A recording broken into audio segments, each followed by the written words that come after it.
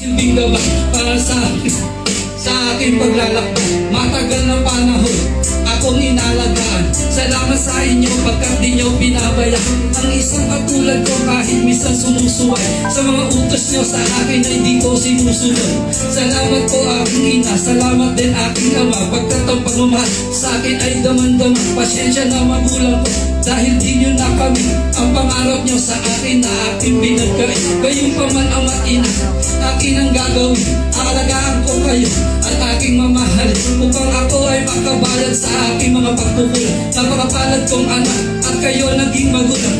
Salamat sa pag-aaruga at pagpapalaki sa akin sa lahat ng pagsubok. Huwag daw huwag kang aatras, matutunan mo lumaban at magiging matatag. Yan ang payo ng magulang na lagi kang matatag. Simula sa pagkabata hanggang nagkaasawa, dala-dala ko ang pangarap ko ng mapayapa.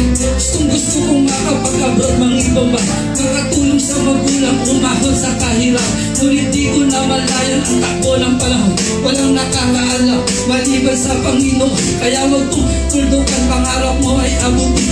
Patuloy mo sukitin kahit panungkit ay bitin. At wag mo nang hahayaan, layunin mo'y masaya. Kung hindi kinakaya ay wag kang panghihina, na loob o manghina.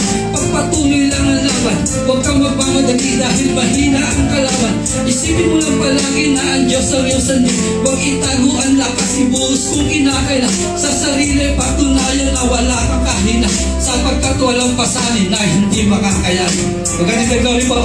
Happy Parents Day po sa lahat.